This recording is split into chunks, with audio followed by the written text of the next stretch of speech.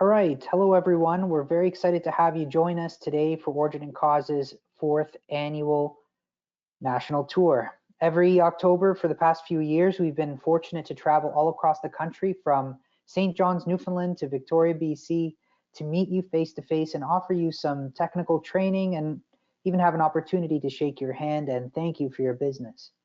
This year, not too many people are shaking hands, and with all the travel restrictions due to COVID-19, we decided that we'd try a virtual event instead. So sit back, relax, take notes, and welcome to Origin and Cause's National Tour Virtual Edition. This is our last session, and we will be covering structural fraud investigations. Just a few housekeeping items. We'll be doing a live Q&A at the end of this session, so please feel free to submit your questions via the text box under the webinar screen, and they will be anonymously addressed. We'll be sending completion certificates for you guys via email within the next week or so. And if you're having any technical difficulties, please feel free to email the team at webinar@origin-and-cause.com. Now, I would like to introduce our speaker. Today, we have Adam Lohonyai, who is going to be presenting. He is a forensic structural engineer at Origin and Cause. He has 7 years of industry experience and has conducted over 400 investigations. His specialties include structural failure analysis, code reviews, condition assessment of existing facilities, farm buildings, and silo failures. Without further ado, ladies and gentlemen, please welcome Adam Lohonyai.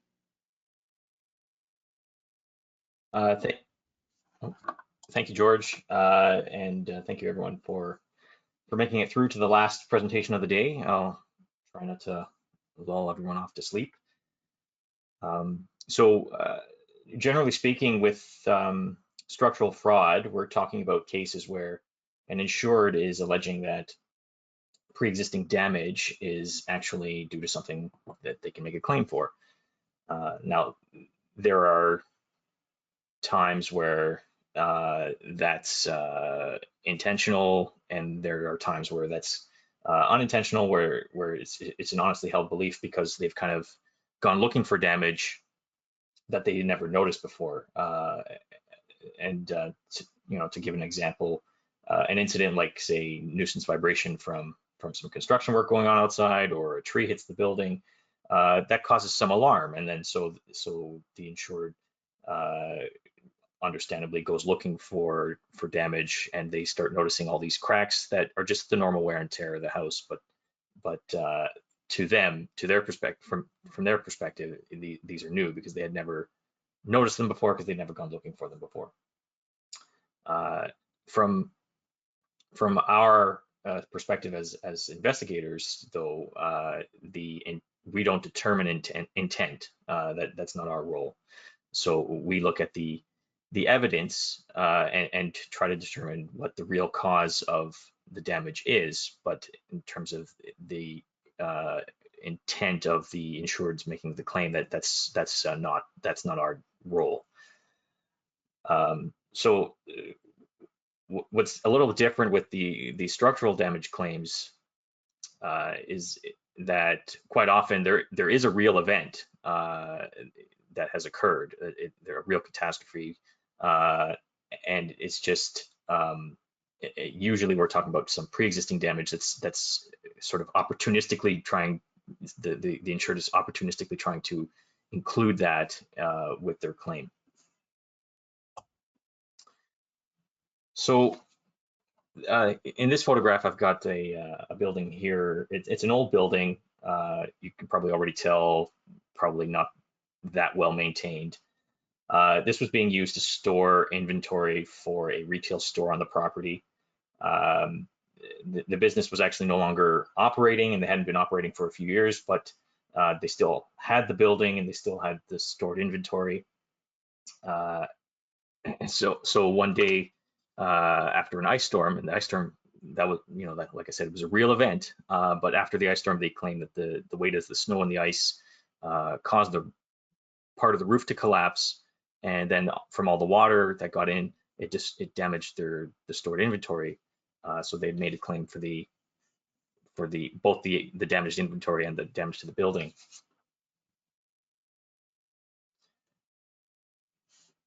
So here we're showing part of that damaged roof, and you can see that the wood framing is waterlogged. There's obvious evidence of decay.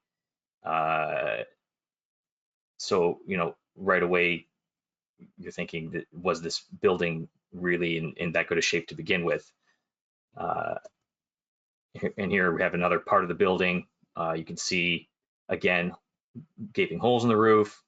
The wood framing is waterlogged, evidence of decay, and also you can see some of those bricks are falling apart. That's some deterioration of the bricks.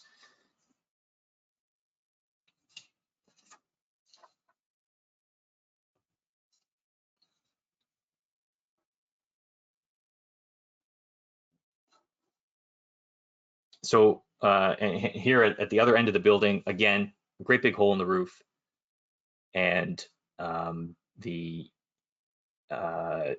you can also see some small trees growing in through the debris. So right away this would seem like something that's been a problem much longer than the insured is claiming. And of course, we didn't even, these days we have access to satellite imagery, so we didn't even have to take the tree's word for it. We can look at these historical images. So this one on the left here, that's approximately 9 months before the ice storm, and you can see the hole in the roof at the bottom of the image. Again, and the one in the middle here is about 15 months before, and the one on the right is about 32 months. So there was a great big hole in this roof going back 3 years before the alleged collapse due to the ice and snow. So this was something that obviously that was denied because the damage was pre-existing. Now, not all claims are quite so obviously false to even a layperson who looks at the building. One of the common forms of fraud that I see is masonry deterioration that gets claimed as wind damage or fire damage or some other type of damage. Now, in this example, it's a house. There was a windstorm, and the house did sustain some very, very minor damage. It probably apart from the brick work being claimed as damaged, the amount of damage wouldn't even have been worth making a claim for. But after the windstorm, the homeowner claims that the windborne debris had damaged the bricks, and she had gone around and collected pieces of the bricks from around the house. And so one of the first things to think about is it takes a lot of energy to damage a brick with an impact. So if you've got windborne debris and it's striking the building and it's damaging the brickwork, why hasn't it damaged anything else? The windows, the doors, the metal trim, vinyl siding, things like that. These are much more easily damaged by windborne debris than the masonry would be. And also even if the windborne debris was capable of damaging the brickwork, it's also not it's not precision targeting the brickwork, right? So of course you would expect to see impacts elsewhere, not just on the brickwork. And then another consideration would be, where is this debris, right? So in this case, the homeowner claims to have collected the pieces of the bricks that were allegedly knocked off by the wind, but the debris is nowhere to be seen. So apart from hail, debris doesn't just disappear, right? So why is there no debris that provides any sort of evidence of this? So here's a shot of the pieces of bricks collected by the owner. And what's interesting is that these pieces are all relatively flat sheets. They're all of relatively similar size, certainly very similar thickness. This simply isn't the expected pattern of damage when debris or projectile strikes a building. You would expect to end up with more irregular sizes, certainly angular pieces, not these nice uniform flat sheets. And so I found some examples of what damage to masonry might look like from a projectile. These ones across the top, you can sort of see this is where some of the material's been removed on this one on the left here. This one here, you can see it's a sort of almost like a crater where the projectile struck. And in these top three, the projectile was a 2x4. So this was a test setup, and they basically launched a 9-pound piece of 2x4 at the wall to simulate what could potentially occur, I guess, in a tornado situation. This one down at the bottom left, that's from actual tornado damage. So again, some large piece of wood struck the masonry at a very high speed due to tornadic winds. And here at the bottom, this is a little bit different. This is from a bullet. This was a testing completed by the RCMP. But again, you can see a sort of a crater where the impact occurs. So, and that's what you expect with an impact. You see some sort of radial pattern of damage. There's an impact site, and the damage radiates out from that impact site. You don't, and it can be relatively small, where it's like a chip, where if you strike it with a hammer, or like these larger craters where you have a large piece of wood. But in either case, it's still a radial type of pattern of damage.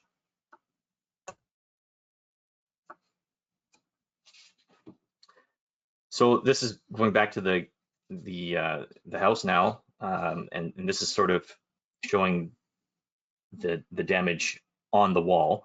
So you can see pieces of flaked off, and on this image on the right, you can sort of see it in progress piece. So it cleaves a short distance below the surface, and eventually that plane, becomes complete, and the piece falls off. So this isn't, like I said, it's not characteristic of wind damage, is not characteristic of something striking the brickwork, but it is a characteristic of something else. So when you have masonry and exposed to water, it rains, it gets absorbed into the brickwork, and then after it stops raining, it immediately starts to dry out, but at the surface. So somewhere within the mass of the bricks, the moisture content is higher. And that's what I'm trying to sort of illustrate with the blue shading. So somewhere beneath the surface, we've got higher moisture content. And if it happens to freeze when you've got that high moisture content, then you can develop a cracking plane. And that's what I'm trying to illustrate here. And if that happens repeatedly, a piece can fall off, and more pieces can fall off with repeated cycles. And so that's what causes that characteristic flaking of the face of the bricks. And here are just some examples of, these are all frost damage, and these were all blamed on other things. I've seen frost damage that's been blamed on fire, frost damage that's been blamed on the trees hitting the building. I've seen frost damage that's been blamed on construction vibration. All of these, what they all have that same characteristic. It's a flaking type of failure where pieces of the bricks they cleave off the surface because of that freezing that occurs just beneath the surface of the material. So moving on to another type of damage where we see false claims being made, hail. So in these images, you can see that the siding very clearly has been shredded by hail. You can see the hail on the ground. What sometimes happens is the homeowner will claim that the masonry has also been damaged by hail, and there could be some little chips in the brickwork, and you wonder, well, is it possible?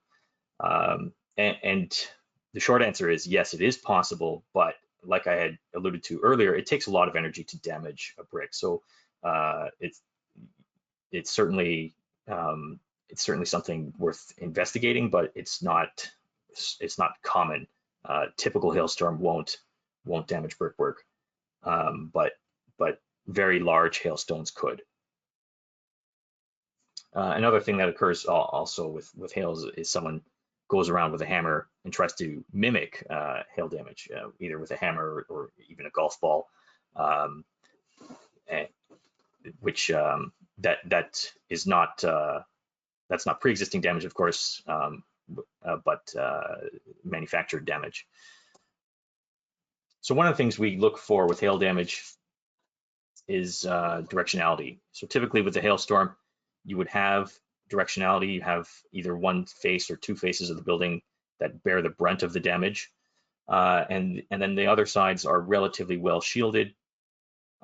You also get some shielding effects from roof overhangs, and so one of the things we look for is, does the pattern and the distribution of damage fit with this directionality?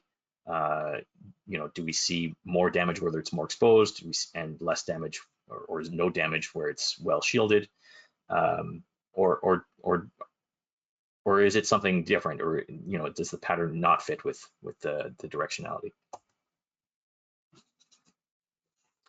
So here are some close-ups of some chips in the brickwork, and one of the things we look for is we take a close look at these chips, and is there mortar kind of into the surface? So bricks are not, when they're manufactured, they're basically, to boil it down, to oversimplify things, it's basically a clay that's been cooked in an oven, and so it's not a nice uniform stone. It can have internal defects. It certainly doesn't come perfect, and pieces can flake off just from the normal handling and installation of the masonry.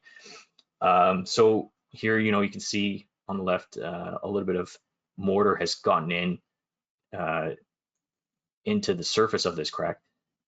So this was probably cracked before they even put the wall together, and that this piece here might have still been intact and then flaked off later. But the point is that there was already a crack. This was already ready to fall off when this brick was assembled into the wall. And you can see a similar idea over here. The mortar kind of fits into these damaged surfaces.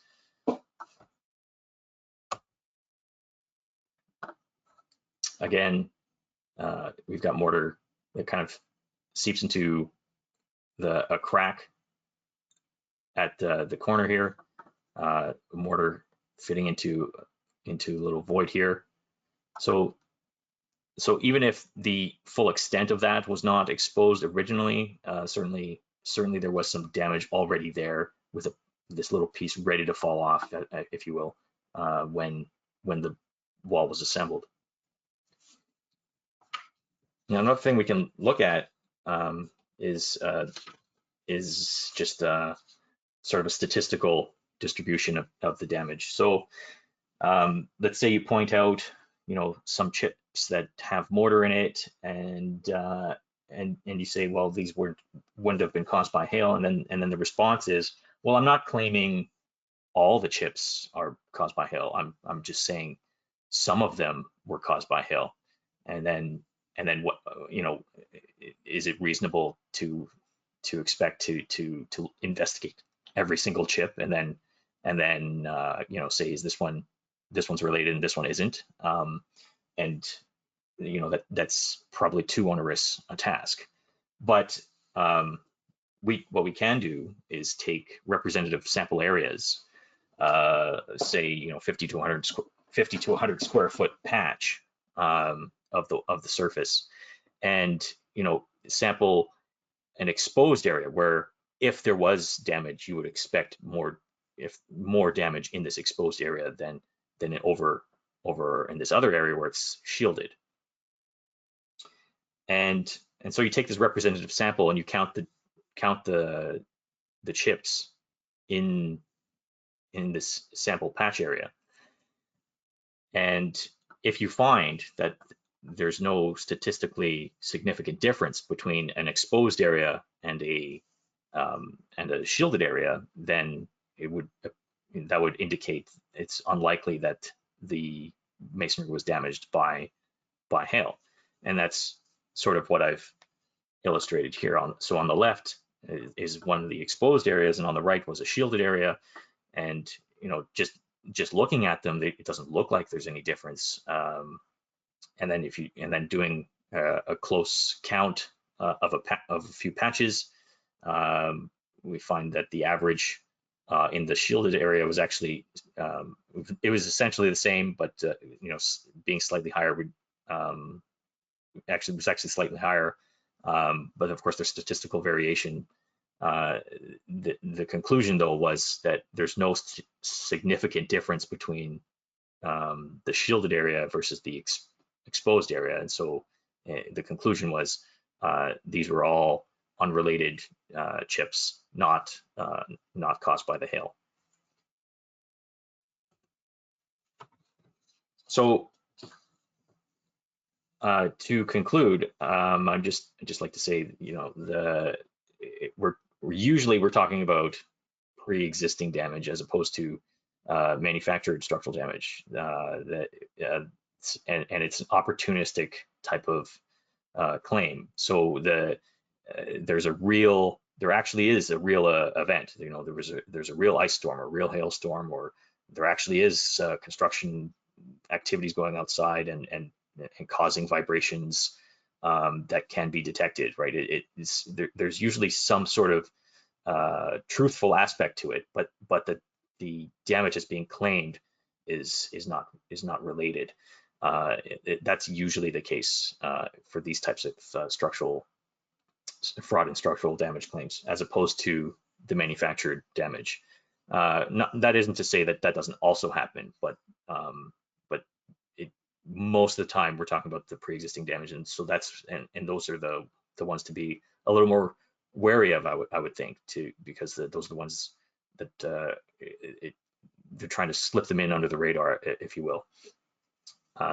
Especially in a catastrophe situation where you've got, if you just had a major windstorm, you're going to have lots of these claims, with trees, downed trees that struck buildings and things like that.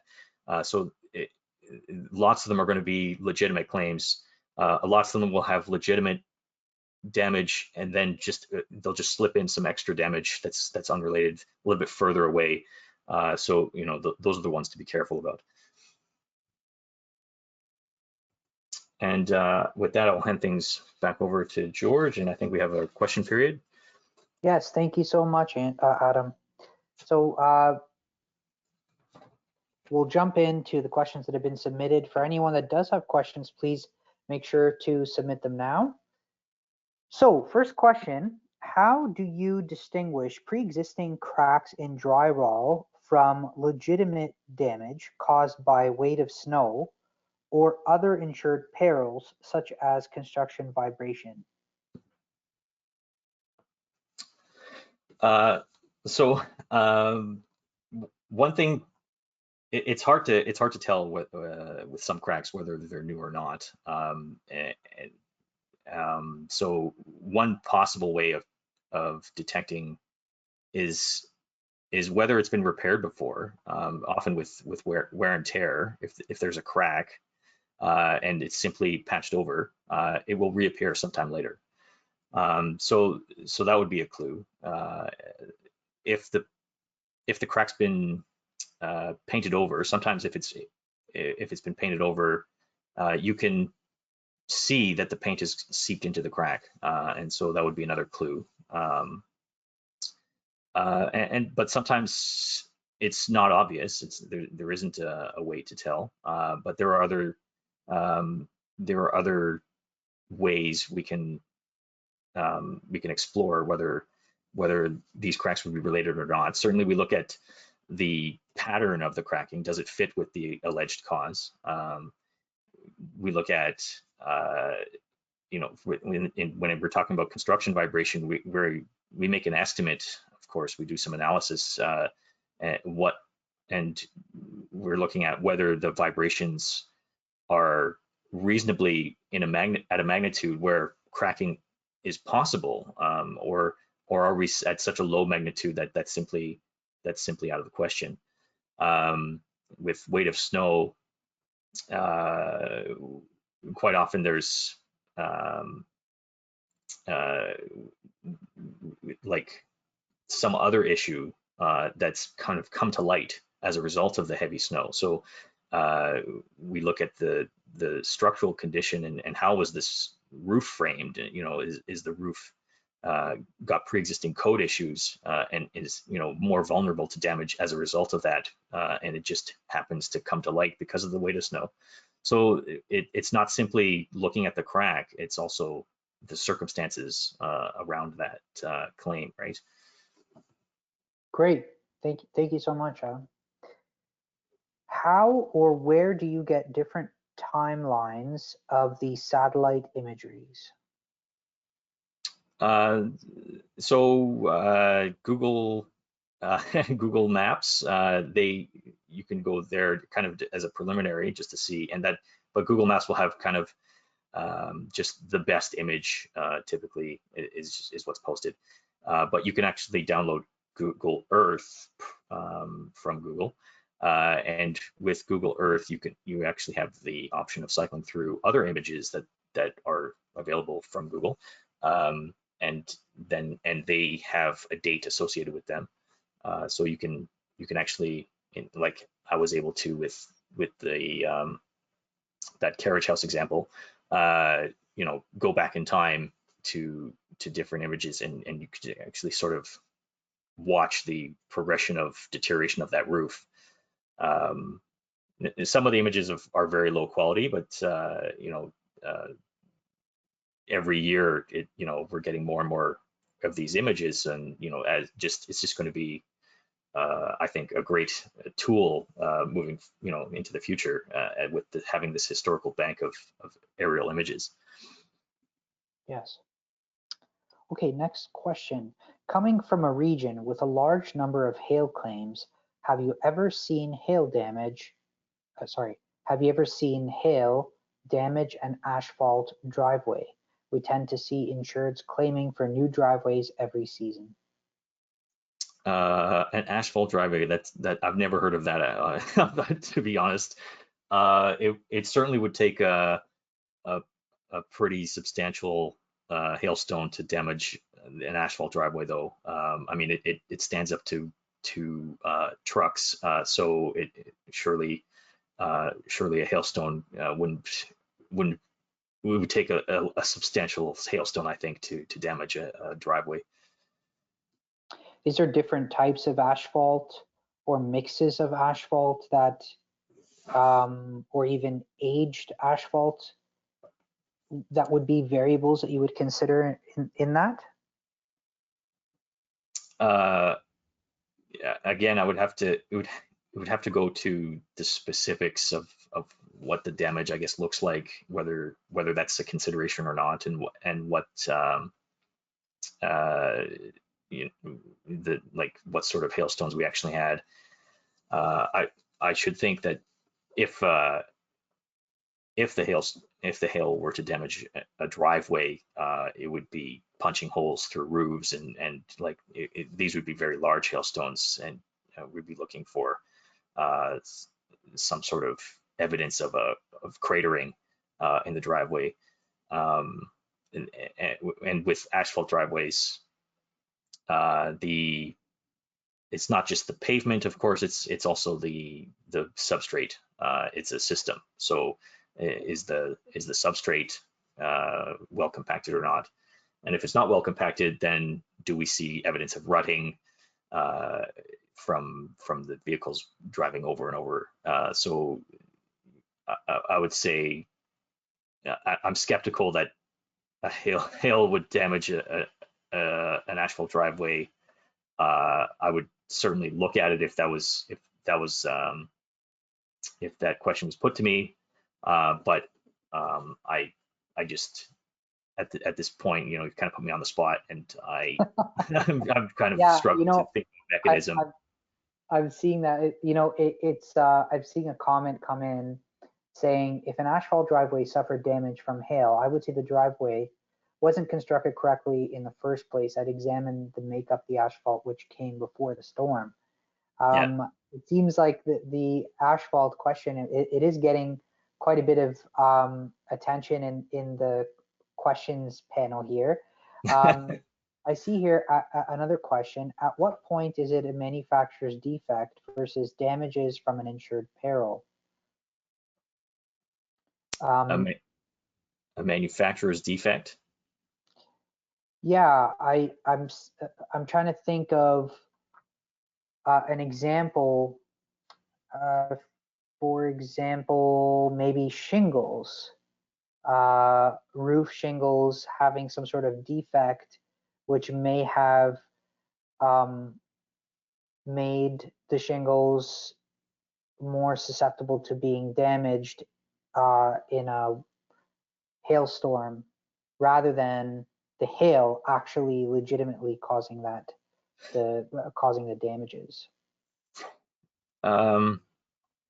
So with asphalt shingles, there's blistering that can occur with shingles as a result of manufacturing defect, and blistering can certainly look like hail damage. That takes a careful examination of the damage to distinguish that. It's more an installation, I think, that can make a difference. If you've installed a layer of shingles over an older layer of shingles, they would be more susceptible to hail damage. Yes, interesting. Someone's asking, how about cement aggregate? Cement aggregate? Yeah. Being damaged, like the being damaged by hail. Have you ever encountered that, Adam? So, sorry, like a sidewalk, you mean, or like it's concrete we're talking about? Sure. So, I mean, again, concrete is a very strong and hard material, so it would take a very substantial impact to cause damage to a concrete surface. It's more likely that if a piece falls off from being struck by a hailstorm, it's probably that it was already ready to fall off. And there may be evidence of that at the inside the pit of that little damage left behind. If there's a sort of what we call a pop out type of damage, usually it's something at the bottom, and you can see sort of a stone that's got minerals in it that would expand. Then you would see evidence of that stone at the bottom of the pit, and so that might superficially look like hail damage, but it's actually just like some sort of the composition of the stone that caused that damage. Okay. Are there specs for bricks to determine if the product met the spec requirements or failed to hold manufacturers accountable? There are standards for bricks, but like things like resistance to impact is not covered like within that CSA standard of how bricks are manufactured. That's more getting into like Materials. Yeah, like it's not something that you would certainly test for as a manufacturer, or do any sort of quality control on. It's just understood, I guess, that bricks have higher impact resistance than things like siding. Okay. Question was submitted here saying, the brick example that you showed, was this a manufacturing defect? I believe you had mentioned that it related to frost, right? Or extreme cold? Well, so with the hail, I was showing little chips that occur in the bricks. So it's not really a defect in the manufacturing of the bricks. They don't come out perfect, and so some of them will chip normally, and if they're handled a little rougher than normal, then you might get more chips than. But it's not unusual to have a few chips here and there in any sort of masonry construction. Great. In the example of the frost damaged bricks, is there any way to accurately determine when the delamination actually occurred based on the examination of the masonry surfaces? Yeah, timing the damage. It's not really something that can be done, accurately but certainly there, at least on a sort of subjective scale, you can sort of say this has been ongoing for a relatively long period, as opposed to a single freeze thaw cycle, right? Certainly, if there's many many flakes coming off, that's evidence of repeated freezing rather than a single event. Great. Next question. What about hardy board siding? How can you tell what's previous damage or new wind damage from flying debris? Hardy board siding. Well, that's that cement stuff. So as with sort of any sort of damage, I guess you'd be looking to see if there's evidence of aging and weathering on the surfaces at that point around the damage, or is there evidence of a past attempt to repair? I mean, that, yeah, it's, I don't have a specific examples of hardy board siding. It's not one I've come across in my experience where I've had to distinguish between new or existing damage, new or pre-existing damage. So that's sort of getting into a realm of something I would have, if it were to come across my desk, I'd have to do a bit of background research to look into that further. Great. Well, that is perfectly acceptable. I mean, you can't know everything, Adam.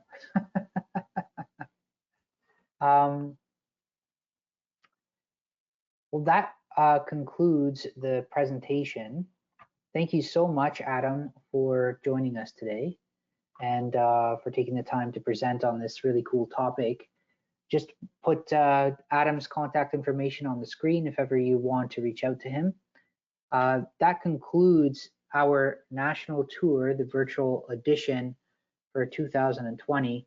It was a fun day. I hope you were able to get more than one session in today. But thank you all for joining us. We will be sending you completion certificates within the next week. Also, we've